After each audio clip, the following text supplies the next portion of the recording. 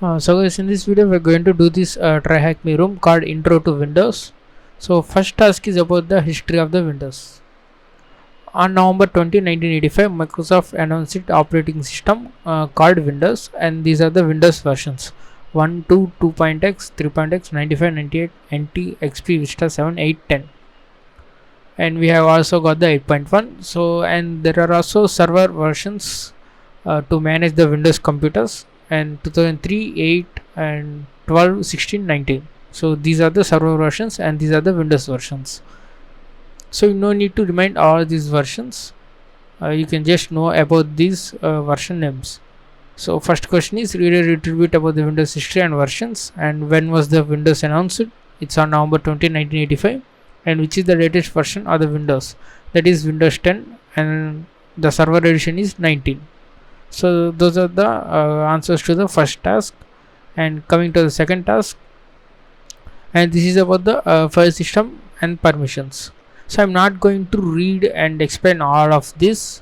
Instead I will show you demonstration of how to see these and edit these permissions. So I'm going to just create a new folder, let's say temp. So this folder has been created with the default permissions. I am the user Nikki, and this user can read and write and execute onto this folder. You can see now I am opening this folder and I can create a any file I want. So let's edit the changes. Right click on this, click on properties, and then here on in the security tab you have this permissions. You can see by default authenticated users group and the system group, administrators group, and sub users group have this default permissions. So you can see the permissions here. So what I want to do is you can choose the administrators and you can edit, and you can also deny the permission for administrators, etc. So I'm going to edit this, and here I can add any object name I want. I know that my user is Nikki, and I will click the check names, and you can see the desktop name, that is my computer name / Nikki. So this is the user. I'm going to select this user and I'm going to edit the permissions. So let's say I am denying the full control for this user. So this user cannot open the or view or create or delete this folder. Let's click on apply and click on yes, click OK, click OK. Now we are going to open this folder. So you can see you don't have currently permission to access this folder, so we can click the cancel. So in normal situations, if you set the permissions for other user as a deny, then it will ask the password of the administrator. Now if I click continue, so I will get the denied permission. So it will ask for the password in Active Directory environment situations. So you can just edit this, and you can just click on allow. Choose this user and click on allow. Now click OK, and now I can open this folder and write any folder. So that's about this file permissions. You can see here the file permissions are full control, modify, read and execute, and view contents, and the read, write, etc. So there is a command line utility called ICSLS, and with this command you can view in the console. It's like a PowerShell command. You can see the permissions here. So it's almost similar to what we have seen. So in each folder users profile store, so it will be stored in the C drive and users folder. So in this folder all the user generated content will be stored. You can see default, Nikki, and public. So if you go to this, and if I press any file in the desktop, then it will be stored in this folder. So this is the user generated content. So this content will be different for every user. Now understanding this authentication process for the Windows. So mainly there are two types of Active Directory. One is normal local Active Directory, and another is cloud, that is called Azure Active Directory. So these two Active Directories uses two different of course so many different mechanisms for authenticating the user. So let's see. So in the local Windows or Active Directory environment, you can see there are three methods: NTLM and LDAP and Kerberos. So NTLM uses a challenge response sequence of messages between client and server system. So but it does not provide the data integrity or data confidentiality. So it will just provide like a request response or challenge response sequence.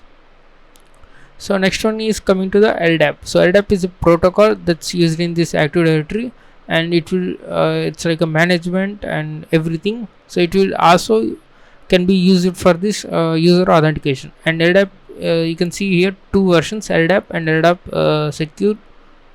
So it uses the encryption, so no one can do the man in the middle attack. And the next one is Kerberos. So this is a very complex one. Of course, these are also complex one, but it's purely based on the cryptography. Even in my college, this Kerberos concept is very big. So I highly recommend you watch some YouTube videos about this Kerberos concept.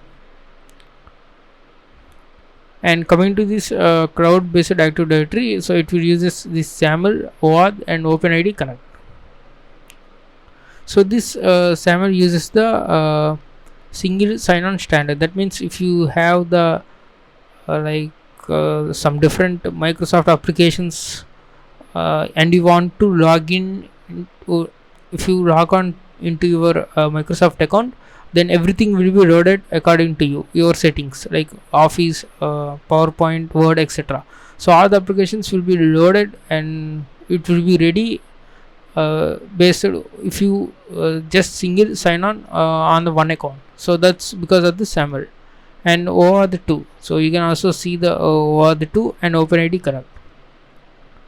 So these are some basic questions. Which Active Directory is cloud based, that is Azure, and which authentication method does not provide data integrity, that is NTLM, and authentication based on exchanging the tickets, that is Kerberos, and with single sign-on, that is SAML, and OpenID Connect uses the JSON Web Tokens. You can see, you can read all of this, and you can watch some YouTube videos if you want in depth. Okay, now coming to this next task, you can see here Windows comes with variety of utility tools: computer management, local security policy, disk cleanup, registry editor, command line tools, registry editor, etc.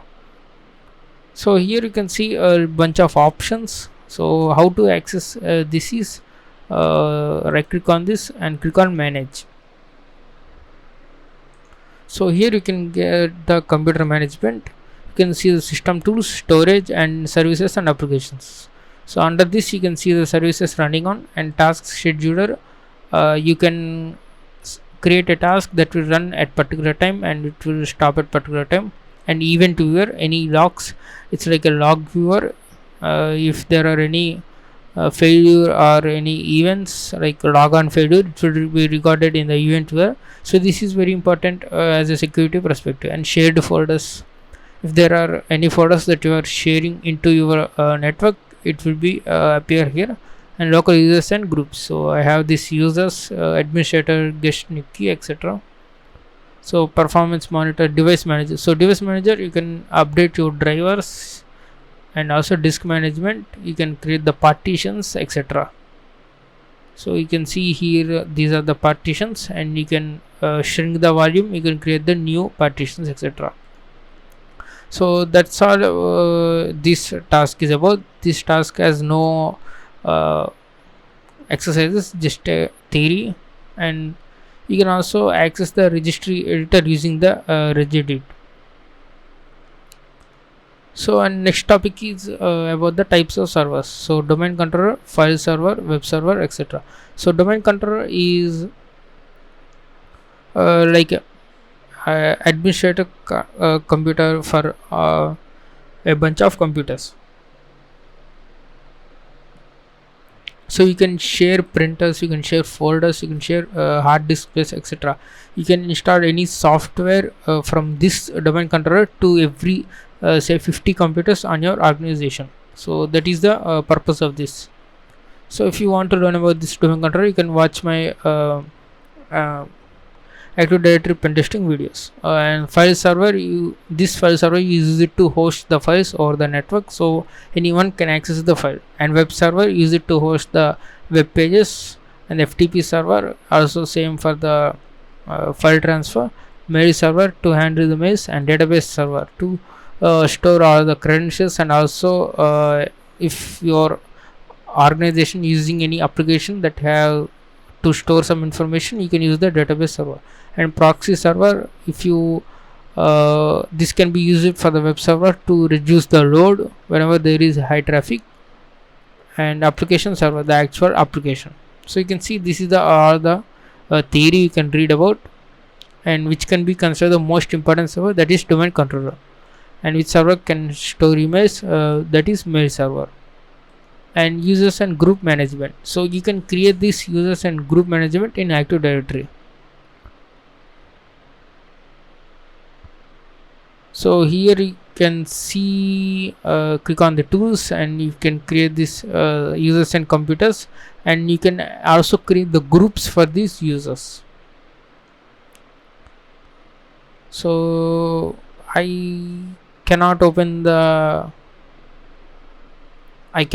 this virtual machine because it hangs. So it's generally easy to create the user.